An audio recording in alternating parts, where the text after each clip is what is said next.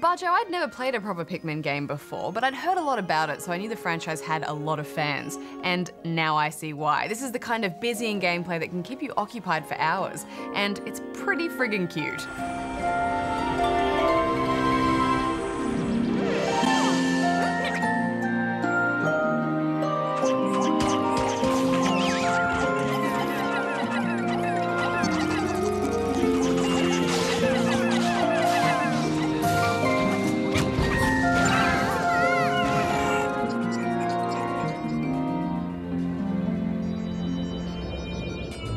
Three space travelers, Captain Charlie, Alf, and Brittany, have set out into the universe in search of a planet with food as their homeworld has run out.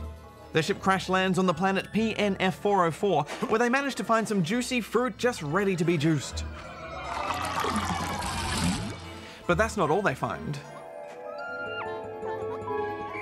A short encounter with these tiny plant creatures known as Pikmin lets you know that they're not only friendly, but actually pretty useful. You set about gathering up as many as you can and sending them off to munch on flowers to generate even more Pikmin. Germinating within this game are the very early seeds of tower defense. You generate large numbers of Pikmin, divide them into groups and assign tasks, and then return to your base. Enemies in the environment can be defeated if you have enough Pikmin to overwhelm them. Then they'll carry the creature's body back to their onion base and turn it into more Pikmin. Circle of life, really? You start out with red Pikmin, who are good to have a lot of as they're flame resistant, good fighters, and good at munching their way through sand walls. Soon though, you'll encounter substances like crystal that they can't get through, and you'll need rock Pikmin for those. These sturdy dudes deal heavy blows when thrown directly at enemies and can break crystal to get at the rewards inside. Later on, you'll also get Pikmin that can go underwater, and some that are shock resistant and create their own electrical currents to light up caverns. This is one of those games where you'll often encounter areas that you'll need to come back to once you have the right kind of Pikmin to access it. Yes, and it all sounds relatively simple, but your time management and leadership skills will be tested with each day of exploration. First of all, you'll need to be constantly gathering fruit so that you and your crew members have enough to eat, and this isn't so easy when you have multiple tasks to complete. And there are so many ways for your Pikmin to die. They can get trampled or eaten by enemies, they can burn or drown. And when the sun sets at the end of the day, if you don't have all of your Pikmin back at base, then they'll be left out in the cold to be gobbled up by beasties. Yeah, it's heartbreaking, isn't it? You feel a bit like a bad parent. I know, they're so cute and helpful, but they're also small and easily left behind, so it's not hard to just lose a few stragglers along the way, and it's awful watching them run after the ship as it flies off. Plus, with limited hours in each day, the more Pikmin you lose, the more time you waste the next day generating more instead of collecting fruit or solving puzzles to get through the world's environment. The puzzles are fairly straightforward. Usually it's just about working out how to use your various Pikmin's skills to get them from point A to point B. To gather pieces to build a bridge or collect a hard-to-reach piece of fruit, for example.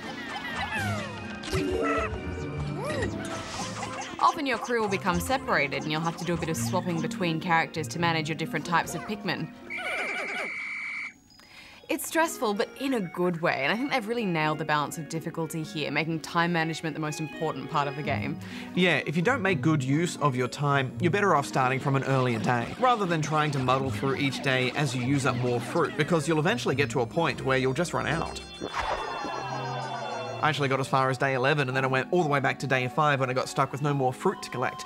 But replaying isn't tedious, it's satisfying because you're always finding ways to get smarter and better and more efficient at what you're doing.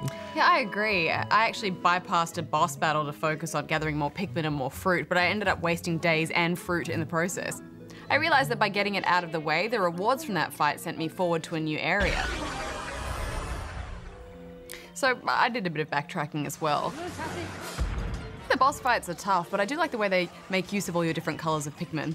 Yeah, although I often did find in these frantic fights that the controls just weren't precise enough to round up my Pikmin as quickly as I'd like, and that got a bit fiddly and frustrating. I did like that it always tells you which screen to look at though.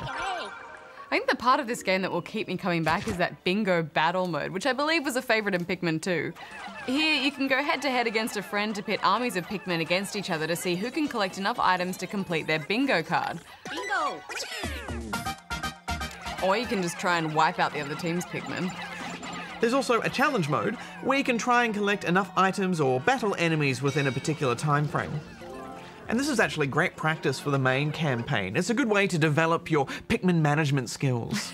Yeah, neither of these modes feel tacked on, do they? They're just as much fun, maybe even more so than the main campaign. What did you think of it overall? Well, you know, we often criticise Nintendo for re-releasing the same game each year, and I think that's a fair criticism, but there was enough of a gap with this one. It still felt fresh and new, and I think this is fantastic. I'm giving it 8.5 out of 10 rubber chickens. Yeah, plus it looks great, doesn't it? You know, I wasn't sure about the gameplay at first. I was running around a bit bewildered collecting pears and limes and wondering what the point of it all was, but something happened when I went back and restarted from an earlier day, and it's like I just got it, and from then on I couldn't put it down. I love this. I'm giving it 9 out of 10. And now for something completely different, Goose sends a postcard from the punishing world of Dark Souls.